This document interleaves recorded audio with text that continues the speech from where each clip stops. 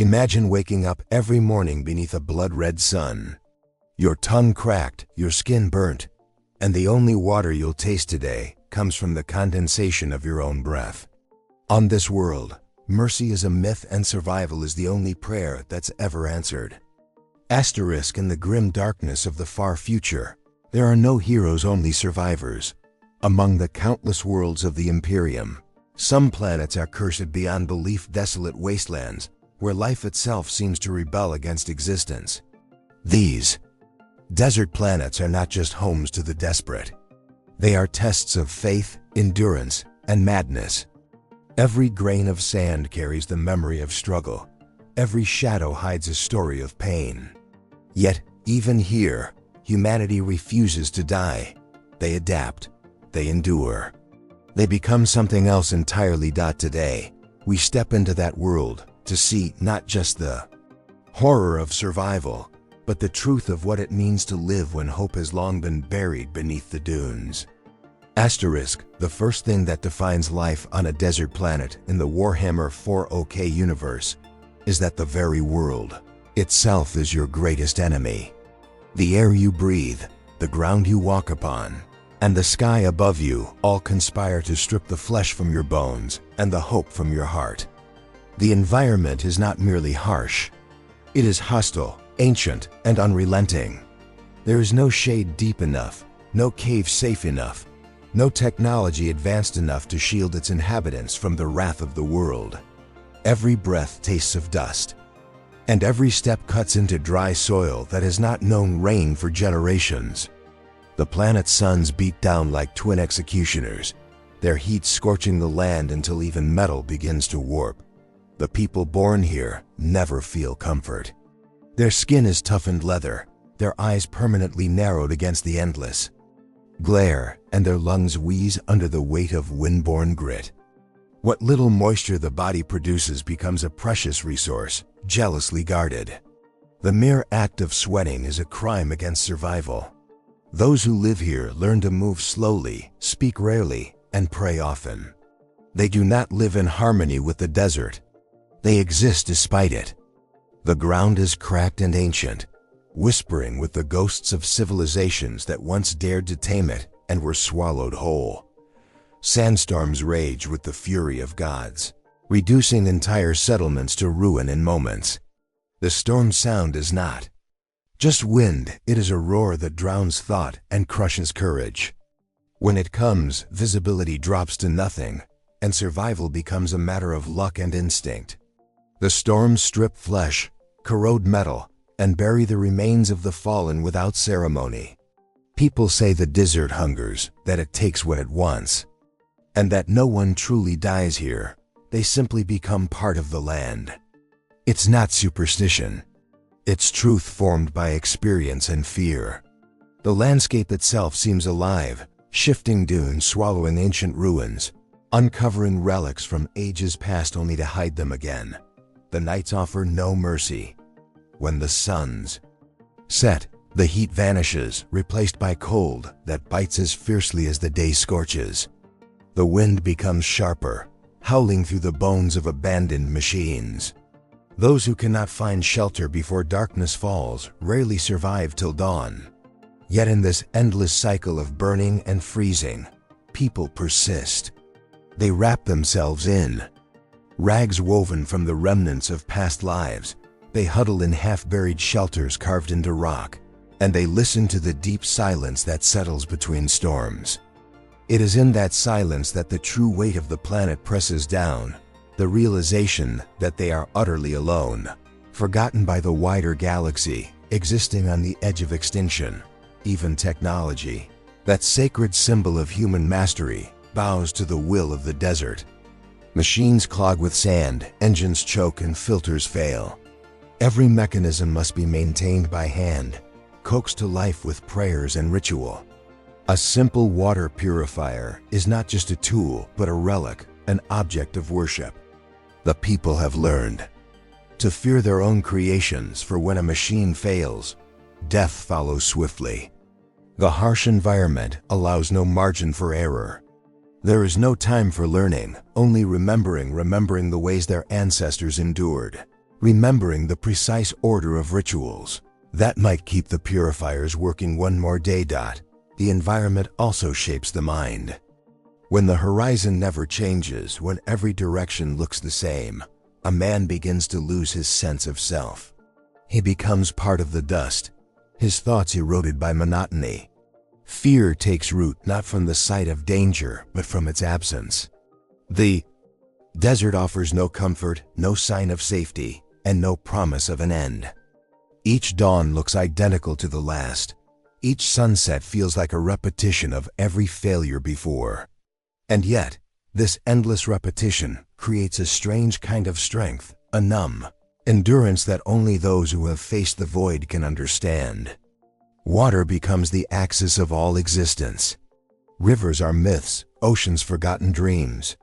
The people have learned to harvest the air itself, collecting condensation, trapping the faint moisture exhaled by the living. A single drop can be the difference between life and death. The value of water breeds greed, theft, and bloodshed. Those who control the wells control the world. Wars are fought not for territory or faith, but for access to a few more liters of life. Entire tribes vanish in the pursuit of one hidden aquifer, leaving behind bones that soon crumble into dust indistinguishable from the sand around them. Animals, if they exist at all, are monsters shaped by necessity. They crawl beneath the sand, eyeless and vicious, feeding on whatever dares move.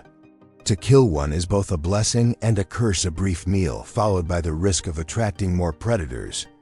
Even the insects bite like blades, armored against heat and hunger. Plants are sacred, often kept in sealed domes or underground vaults. A single green leaf can bring tears to hardened warriors. The sight of something living, something soft and wet, is a reminder that not everything has surrendered to the cruelty of the sun. The sky above offers no hope either. It stretches forever, a blinding void of copper and white.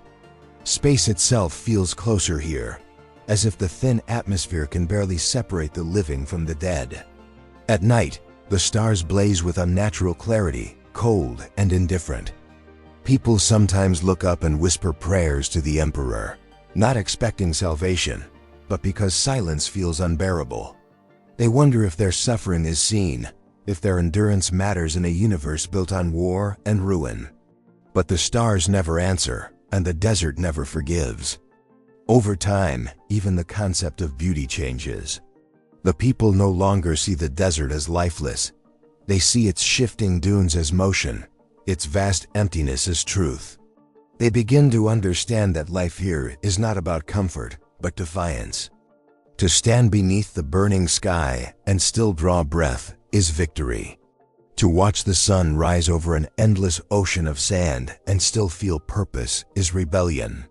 The planet may break bones, scorch skin, and crush hope, but it cannot erase the will to endure. The environment takes everything except the human capacity to continue. On a desert planet in the Warhammer40K universe, survival revolves around a single sacred truth.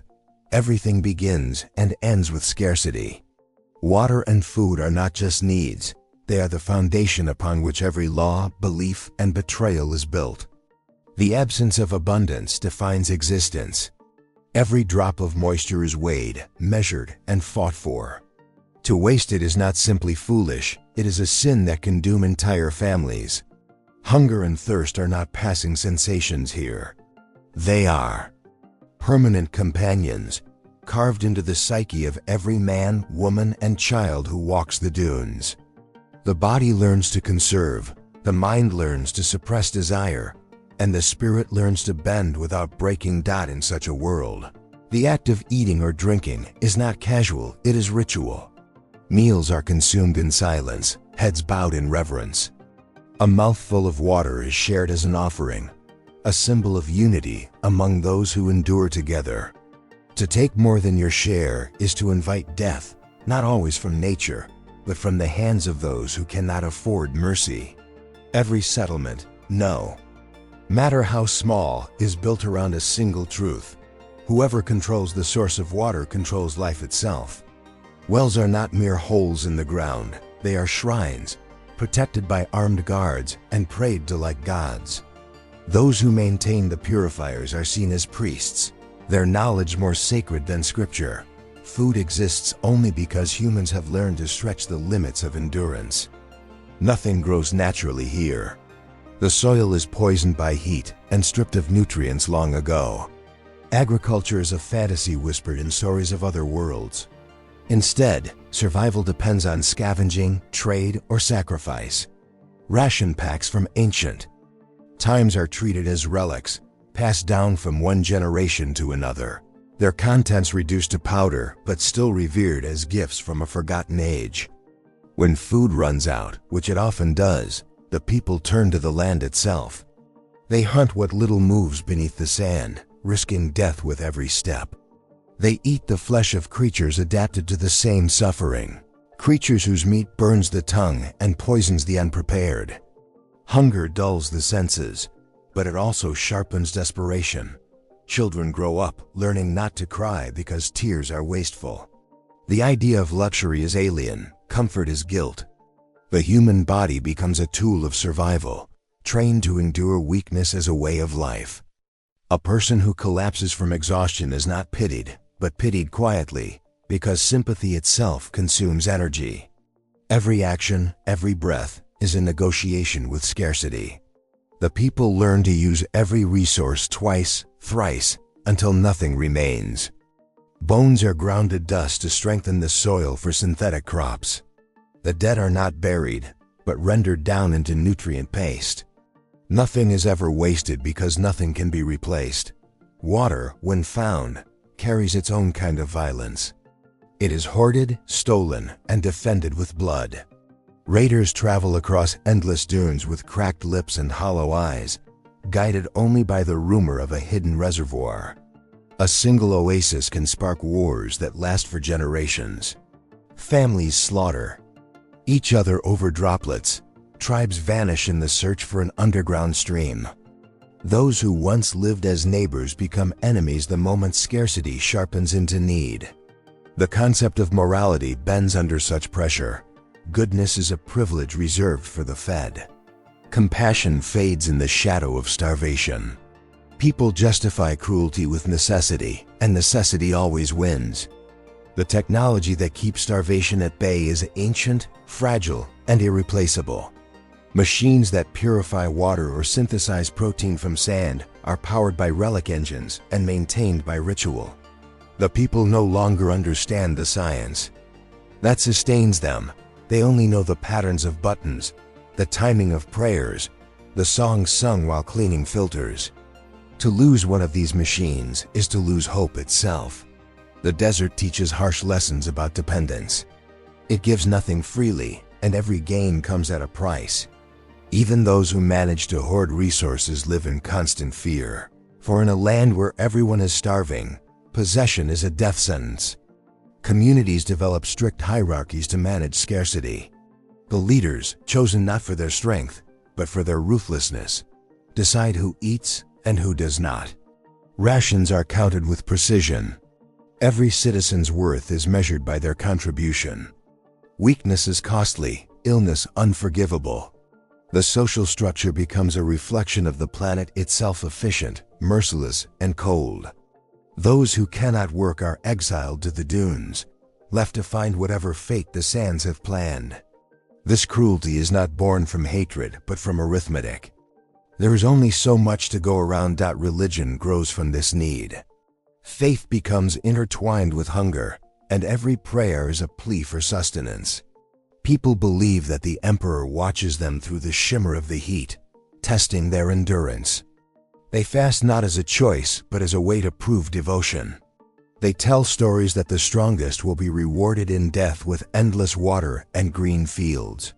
These myths are not lies, but lifelines. They give meaning to starvation, turning it into sacrifice. Even suffering must serve a purpose, or else it becomes unbearable. When newcomers arrive, traders, soldiers, or missionaries from other worlds, they cannot comprehend how the locals survive. They carry water carelessly, spill food thoughtlessly, and are met with silent rage. The desert-born watch them with hollow eyes, not with envy but with contempt. To them, abundance breeds weakness.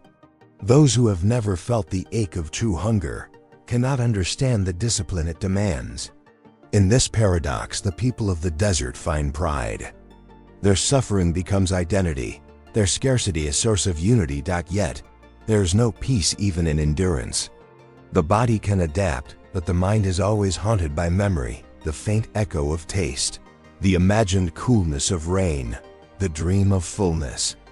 At night, when the temperature drops and the stars stretch endlessly above, hunger becomes a kind of madness. It whispers promises that the next day will bring relief, that the next dune might hide salvation. But the dawn always returns the same truth: nothing here is ever enough.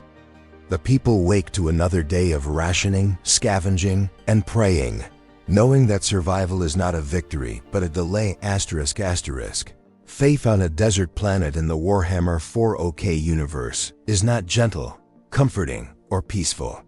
It is a weapon, a ritual of endurance forged in agony and desperation. Under the endless glare of burning suns, belief becomes as essential as water and as dangerous as fire. The people living in the wastelands do not pray out of hope. They pray out of habit, out of fear, out of the desperate need to believe that their suffering means something. In a place where death stalks every shadow, faith becomes the only structure holding sanity together. It is not a path to salvation, it is the last act of defiance against a universe that has forgotten them. The sun itself becomes a symbol of the Emperor's gaze, merciless and eternal. Every day, it sears the flesh and blinds the eyes, yet the people see it as divine punishment, as a test of devotion. They whisper that the Emperor burns away the weak, leaving only the worthy to continue his will. The priests of the desert speak of purification through pain, of redemption found in endurance.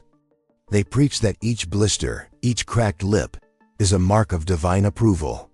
To live another day beneath that sun is proof of faith fulfilled. Their sermons echo across the dunes, carried by the wind, promising that those who do not falter will find rest in death, where the sands end and the Emperor's light turns to mercy. Temples here are not grand cathedrals of gold and glass. They are ruins carved into stone, half buried beneath shifting dunes. The faithful gather not for celebration, but for survival. The prayers are murmured in voices made hoarse by thirst, each word rasping like sandpaper.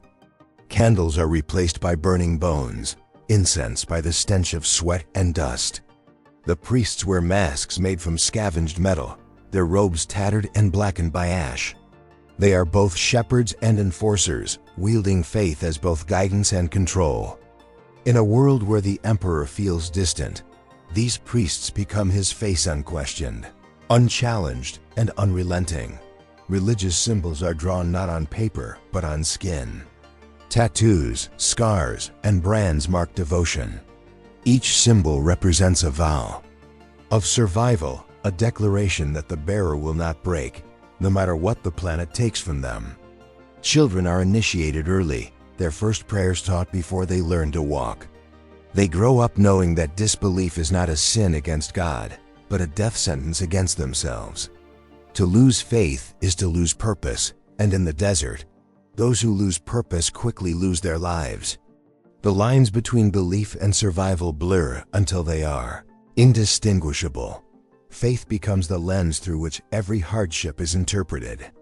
When a storm destroys a settlement, it is said to be the Emperor's will, cleansing impurity. When someone dies of thirst, the priests call it a sacrifice, a reminder to the living that endurance is holy. This twisted reverence transforms suffering into sanctity. Pain is not avoided but embraced. The people learn to smile through cracked lips, to find meaning in their torment. The worse the suffering, the greater the faith. It is a cruel cycle, but it gives structure to chaos, a reason to continue when all reason is gone. Even technology is absorbed into this system of belief. Machines once meant for survival are worshipped as relics of the Emperor's divine creation. The hum of a water purifier becomes a hymn, its steady rhythm echoing through the silence of the night like a heartbeat. The mechanics who maintain it are treated as saints, their hands blessed, their tools sanctified. They recite litanies while repairing gears, believing that every turn of a wrench is a prayer. The line between faith and function no longer exists. The Emperor is not just a distant god, he lives in every circuit, every machine spirit, every breath of recycled air. To doubt the machine is to doubt him. There's beauty hidden in this devotion, though it is a beauty shaped by despair. The people have learned to see holiness in small things, in the glint of dew on a metal pipe, in the soft hum of a generator, in the brief coolness of night after a day of unbearable heat. These moments are not luxuries. They are proofs that the Emperor has not entirely abandoned them. Every act of survival, no matter how small, becomes an offering. When a mother gives her child the last sip of water, she whispers a prayer that the sacrifice be counted in heaven. When a soldier falls in the sand, his comrades chant verses to speed his soul into the light. The desert teaches them that faith is not about receiving. It is about continuing when there is nothing left to receive. But faith on these planets also twists into something darker. Desperation breeds fanaticism. Entire cults form around visions seen in the heat haze, around voices heard in the storm. Some claim to see the Emperor walking across the dunes. Others speak of angels made of sand and flame. These movements rise and fall with the shifting winds, each more violent than the last. They promise salvation not through endurance, but through blood. They raid, they burn, they sacrifice, all in the name of divine favor. The priests denounce them as heretics, yet they too wield the same weapons of fear and belief. The line between worship and madness fades until only dust remains. Even within the Imperium, these worlds are seen as lost causes, yet they produce some of the most devout soldiers and zealots. When the Astra Militarum recruits from the desert planets, they do not find weaklings, they find men and women who have already lived through hell. Their faith makes them unstoppable. They march under the Emperor's banner with eyes that have seen worse than death. To them, every battlefield is paradise compared to home. Every drop of blood spilled in his name feels lighter than the sweat they once shed to survive. Their faith has burned away fear, leaving only conviction. And so beneath the twin suns, the people continue to worship. Their prayers rise with the heat, their chants carried by the wind that scours the planet clean. They do not beg for rain or mercy anymore. They pray only for endurance, for the strength to live one more day under the Emperor's gaze. Faith has become the only thing that outlasts the sand, the storms, and the silence. The Imperium's control over a desert planet is absolute. Not through kindness or prosperity, but through fear and necessity. On such a world, where the environment itself strips away everything human, the Imperium becomes both savior and executioner. The people are born into servitude before they even understand the concept of freedom. The banners of the Aquila hang over crumbling outposts, not as symbols of hope, but as reminders that survival here is a privilege, granted only to those who obey. The Emperor's word is law, and his law is carried out by those who command the food, the water, and the air. To resist is to die, and to submit is to die slower. The desert has no patience for rebellion, and neither does the Imperium. The mechanisms of control are subtle but unbreakable. The first and most powerful is resource distribution. Water purification systems, food rations, and power grids are all owned by the local governor's men, appointed by distant high lords, who will never set foot on the world they rule. The people survive only through what they are allowed to receive. Each liter of water comes with a tax, each ration with an oath of loyalty. The smallest infraction, the slightest act of disobedience, can result in the withholding of life itself. The Imperium understands that on a world of scarcity, control of sustenance is control of the soul. When survival depends on permission, faith becomes obedience, and obedience becomes instinct. The second pillar of control is fear. Fear of heresy, fear of rebellion, fear of the unknown. The Inquisition's shadow looms even where no inquisitor has ever landed. Tales are whispered around fires of entire settlements wiped out because a single man questioned the emperor's will. Children are taught that doubt is treason and curiosity is corruption.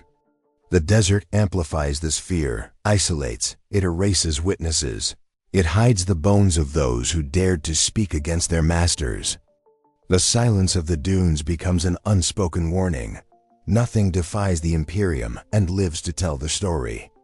The result is a society that polices itself, where no one trusts anyone, and every word spoken carries the weight of survival. The priests of the ecclesiarchy are the mouthpieces of this control. They preach that the emperor's light sustains even this dying world, that his suffering mirrors theirs, and that obedience is the highest form of faith. They remind the people that their struggle is holy, that the emperor watches through the storms, judging the pure from the weak. To question the governor is to question the emperor. To question the emperor is to invite damnation.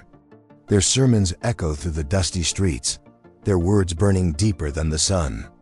The people listen, not because they believe every word, but because not listening is dangerous. Faith and fear become indistinguishable tools in the Imperium's hands. Military presence reinforces this spiritual domination. The planetary defense forces patrol the settlements, their armor scorched, their banners torn by sandstorms, yet their discipline unshaken. They are not there to protect the people. They are there to protect order. Each soldier is both guardian and warden, bound by oaths older than memory. The sight of their armor is enough to silence arguments, to remind the people that mercy is not part of imperial doctrine. Public punishments are frequent executions carried out in the name of deterrence. Floggings for ration theft, exile for minor dissent.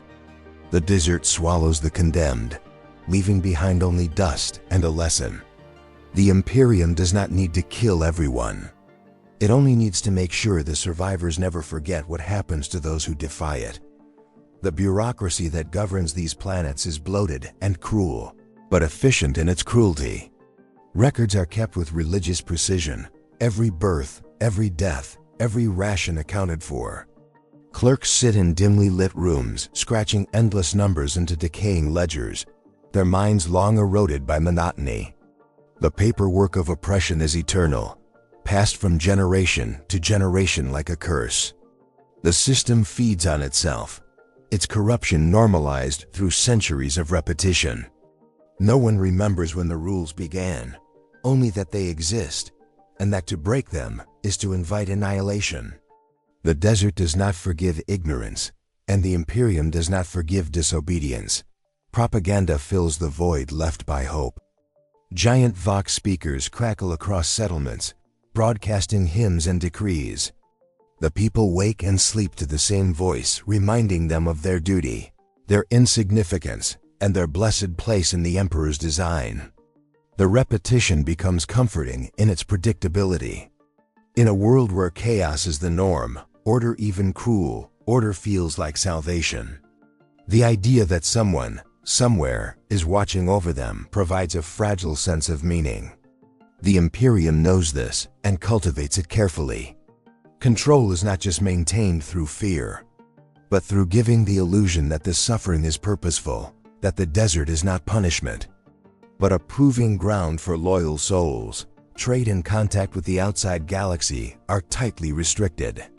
Merchants are licensed only through imperial decree, and their cargo is inspected with fanatic rigor. Smugglers do exist, but their lives are short and brutal. The Imperium cannot afford for its citizens to see how other worlds live. Knowledge of abundance breeds rebellion.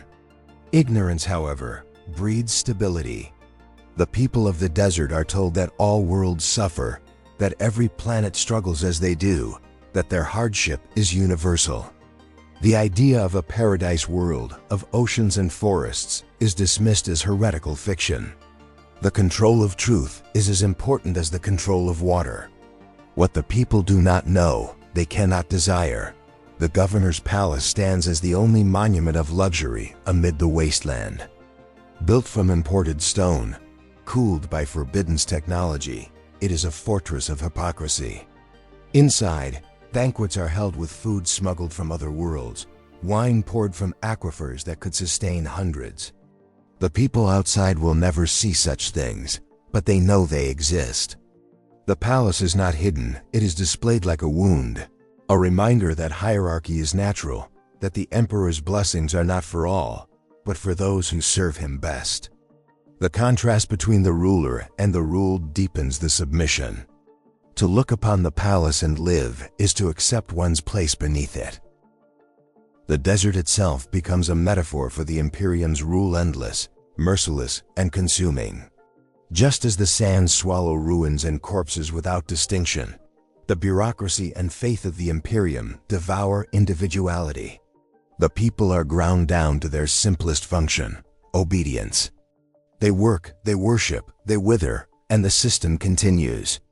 The promise of redemption through loyalty ensures that even their deaths feed the machine.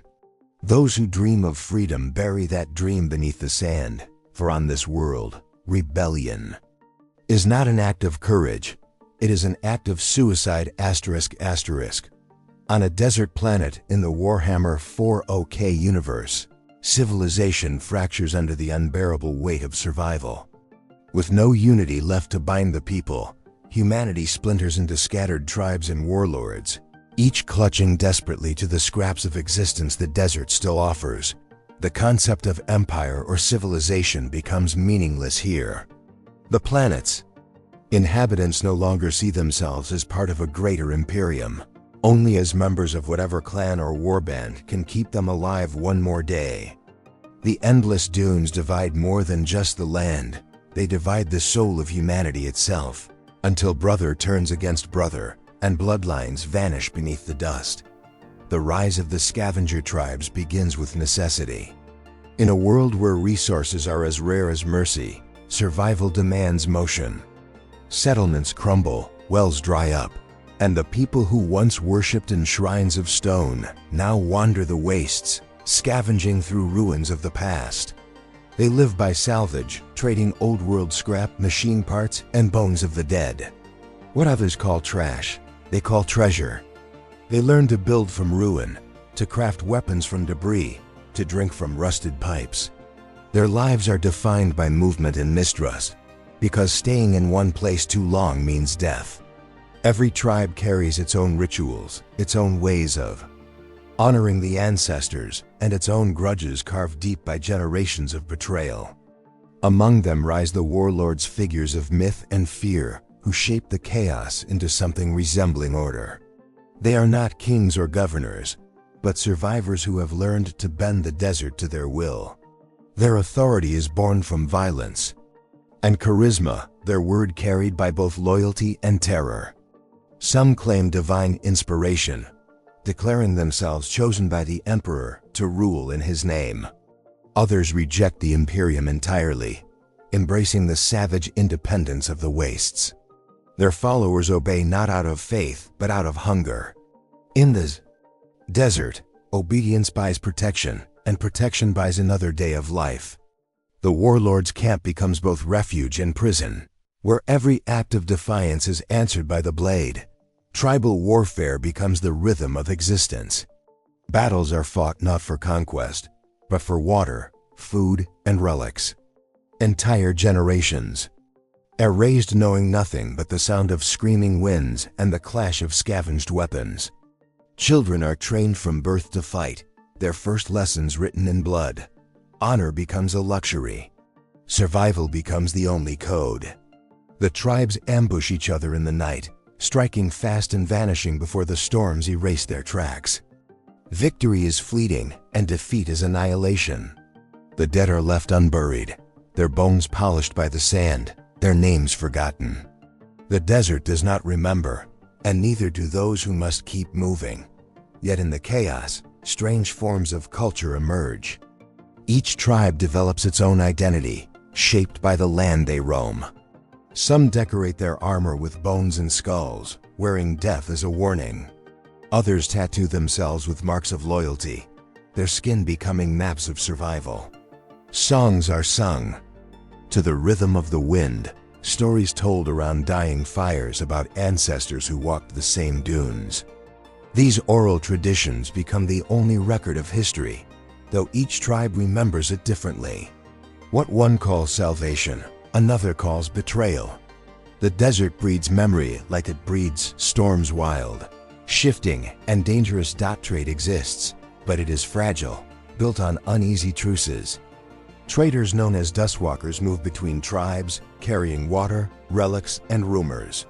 They are both revered and despised, vital to survival, yet marked as outsiders.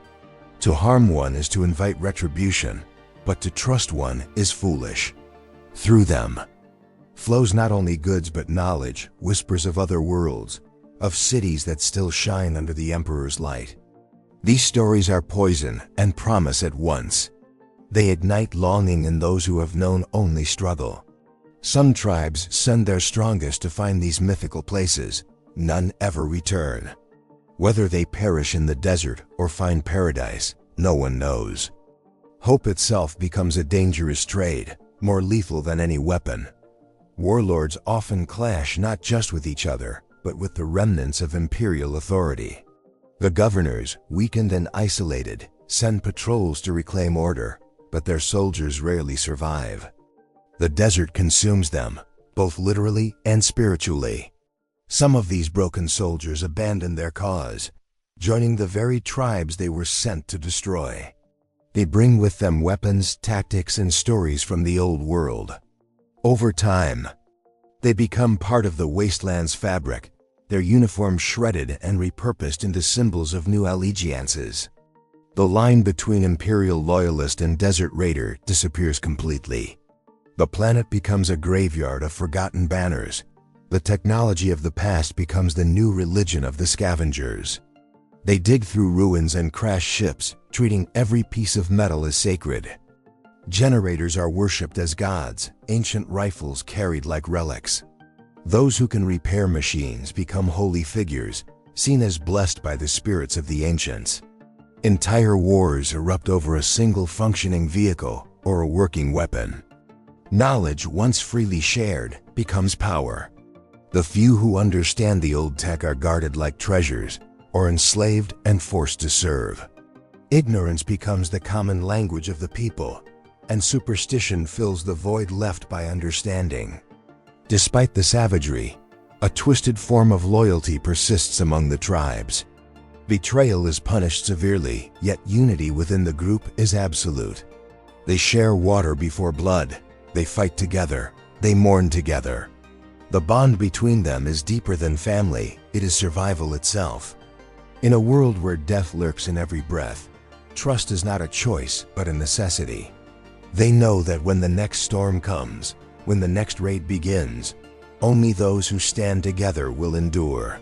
The tribe becomes the only truth that matters, the only structure that gives life meaning. Outsiders who witness these people often mistake them for savages, yet there is a strange nobility in their brutality. They have become what the desert demanded: adaptable, relentless, and unyielding. They no longer fear the sun or the storms. They have become part of them. The warlords, though ruthless, embody the harsh logic of their world. They rule because they must. They kill because mercy cannot exist where resources do not. Each one carries the weight of their tribe's survival on their shoulders, knowing that failure means extinction. In their eyes burns a fire that the Imperium itself cannot extinguish, a fire born not of hope, but of defiance against the endless sand. On the desert worlds of the 41st millennium, technology is no longer a tool, it is a relic of worship. The people who inhabit these scorched planets live surrounded by the ruins of a forgotten age, where machines that once shaped civilizations now lie half-buried beneath dunes of ash. To them, these remnants are not remnants of science or progress, but sacred artifacts touched by divine power. The line between understanding and faith has long vanished, replaced by rituals that treat every spark of energy as a miracle. Engines that once roared with the might of human ingenuity now grown under layers of dust and prayer. To start one is not a matter of mechanical skill, but of ceremony.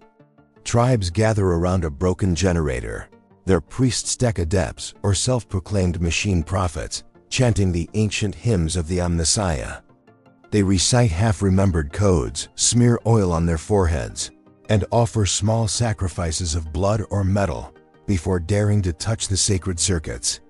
When a machine finally stirs to life, it is seen as divine approval, a sign that the spirit of the machine has been appeased. Knowledge has decayed into fragments, guarded jealously by those who still remember even the faintest truth. The Mechanicus enclaves, if they exist on such worlds, are isolated and feared. To the common scavenger, they are beings half human, half machine, their faces hidden behind masks of iron, their words indecipherable. They maintain their relics not out of curiosity, but reverence.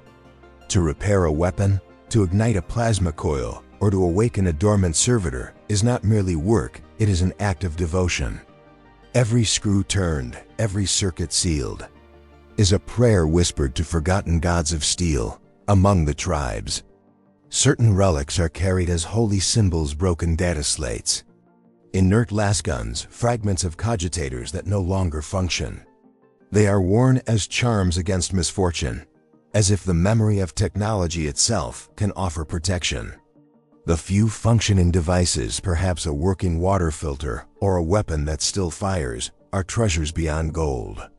They are fought over, stolen, revered. A single drop of oil, a spark of power, can decide the fate of entire tribes. Yet this worship of the machine does not bring enlightenment. The people have forgotten the principles that once guided human progress. They no longer seek to build, only to preserve what remains. Fear has replaced curiosity. Obedience has replaced understanding. The machine is no longer servant but master, and its silence commands as powerfully as its voice once did. To question its mysteries is blasphemy, to dismantle it is sin. And so, the desert remains littered with relics of a forgotten age, machines asleep under the sands, waiting for a humanity that has long since forgotten how to wake them. The desert does not simply test the body, it consumes the mind. Isolation on these barren worlds erodes sanity faster than hunger or thirst. The endless horizon offers no comfort, no variation, only the constant shimmer of heat and the whisper of shifting sand. Day after day, the same brutal sun burns above, and night brings a cold silence that feels infinite. Those who survive in this environment learn that loneliness is not an occasional visitor, it is the only companion that never leaves. The absence of life becomes a weight pressing on every thought, every dream, until even memories begin to feel unreal. In settlements scattered across the dunes, people live in tight clusters, yet they remain emotionally alone. The walls of their shelters are thick, but they cannot keep out the silence. Communication becomes brief, practical, stripped of warmth. Words are saved like water. No one wastes them. Fear and suspicion replace trust, for in a world where every resource is scarce, even companionship can become dangerous. Those who dare to wander too far from their tribe often never return, not because of predators or storms, but because the solitude swallows them whole. They lose the will to come back. Madness on a desert planet takes many forms. Some speak to the wind, believing it carries the voices of the dead. Others stare for hours at the horizon, waiting for shapes that never appear. Hallucinations are common. The mind, starved of color and sound, begins to create its own. Travelers claim to see mirages not just of water, but of entire cities gleaming in the distance, echoes of the past haunting the present. The boundary between what is real and what is imagined blurs until both feel the same. Sanity becomes a fragile thread, stretched thin between survival and surrender. Religion often grows out of this psychological torment. People turn their madness into faith, believing the heat itself speaks with divine intent. Prophets arise, their eyes hollow, their words filled with visions of salvation buried beneath the sands. The tribes follow them because belief, even false belief, is better than the emptiness. Faith becomes the only shield against despair, a structure built to contain the crumbling mind. The harsh sun becomes a god to be appeased, and the night a spirit of vengeance to be feared. Even the strongest warriors are not immune. The endless cycle of survival wears them down until their thoughts move like the dunes themselves, shifting, unstable, constantly reshaped by wind and memory. The desert strips away everything unnecessary: comfort, compassion, identity. In time, it leaves only the instinct to endure. Those who live long enough cease to remember who they once were before the silence claimed them. On a desert planet where every drop of water is fought over and every breath is earned, the value of life changes beyond recognition. Here, existence is no longer sacred, it is conditional. Each life is weighed against what it costs to keep it alive. Compassion becomes a luxury that few can afford, and mercy is a weakness that can destroy an entire tribe. In this world, survival is not about living well, but about not dying first. The line between cruelty and necessity fades until they are indistinguishable. A mother may be forced to choose between feeding her child or herself, knowing that saving one means condemning the other. A leader may order the death of a wounded warrior to conserve food or water. No one acts from hatred, only from the brutal arithmetic of survival. The planet itself enforces its law. Every act of kindness carries a price, and that price is often blood. To live is to take, to kill, to endure the guilt of doing what must be done. Death is no longer tragedy, but a form of release, an end to the constant struggle against the elements. Water becomes more precious than loyalty, and food more valuable than truth. Entire wars erupt over a single reservoir, and alliances collapse over a stolen ration. Those who control the means to survive wield power greater than any emperor. They decide who drinks and who thirsts, who sees another sunrise, and who is left for the vultures. The hierarchy of life is written not in law but in resource. The strong consume the weak not out of cruelty, but because the desert leaves no other choice. Despite the brutality, a strange code of honor persists. Among scavenger tribes, sharing even a mouthful of water is considered a sacred act, a bond stronger than blood. Those who break such bonds are marked, exiled, or left for the sands to claim. The people understand that survival demands cruelty, but they also know that complete selfishness leads to extinction. They exist in a fragile balance between compassion and pragmatism, knowing that both can kill if taken too far. Over time, the meaning of life itself changes. It is no longer measured by years or achievements, but by endurance. To survive another day is victory enough. Death is met not with fear, but with acceptance. The dying are often left with quiet dignity, surrounded not by mourning but by understanding.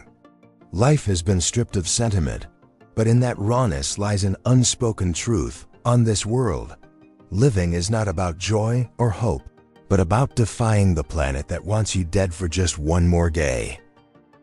Hope is a dangerous thing on a desert planet. It flickers like a mirage, bright, beautiful, and always out of reach. Those who chase it too far are the first to vanish into the dunes. In a world where survival depends on accepting the cruelty of existence, hope becomes a double-edged blade. It drives people to endure the impossible, but it also leads them to ruin when the illusion fades. On these scorched worlds, hope is not the promise of something better. It is the memory of a time when better still existed. For most, despair becomes the only constant companion. Yet within that despair, a strange strength begins to form. When people stop expecting rescue, they learn to rely only on themselves. When the universe gives nothing, endurance becomes its own form of faith. The people of the desert do not hope for rain. They learn to drink the dew from metal scraps. They do not dream of salvation. They learn to fight without reason, to live without purpose, because existence itself is defiance. Hope, when it does exist, is no longer about change. It is about persistence. It is the quiet refusal to die, even when death would be easier. The myths of the Imperium still echo through the dust tailies of the Emperor's light, of worlds green and full of life. But on the desert worlds, these stories twist with time. The Emperor becomes less a savior and more a symbol of endurance. His light is not seen as mercy but as fire, burning endlessly without consuming itself. The people pray not for deliverance, but for the strength to withstand. They have learned that hope is not something granted.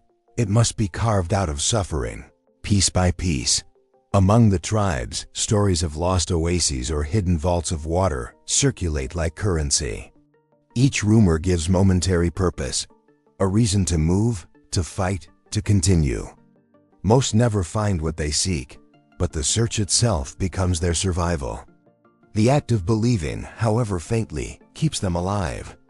Even false hope has power when the alternative is nothingness. Those who abandon all faith wither quickly, their spirits breaking long before their bodies. In this way, despair and hope become intertwined, each feeding the other, each giving life a bitter flavor that is still somehow enough to sustain it. To live on such a world is to understand that hope is not light in the darkness. It is the darkness itself reshaped into will. It no longer promises rescue or redemption. It offers only endurance. The people no longer dream of escaping the desert. They dream of mastering it, of surviving one more day, one more storm, one more breath beneath the merciless sun. The forgotten worlds of the desert hold lessons that reach beyond the boundaries of the Imperium, beyond even the concept of civilization itself. They strip humanity to its core, exposing what remains when comfort, faith, and purpose are burned away. In these endless wastelands, people are forced to confront the raw truth of existence, the understanding that survival has never been about dominance or power, but about endurance and adaptation. When every element of the world seeks to destroy you, the act of living becomes the highest form of resistance. The desert teaches that weakness is not always failure. Those who bend with the wind, who change shape to fit the cruelty of their environment, endure far longer than those who fight blindly against it. The strong may conquer for a time, but the adaptable live on. Generations born in the sand learn to find meaning in struggle itself, to treat pain as instruction rather than punishment.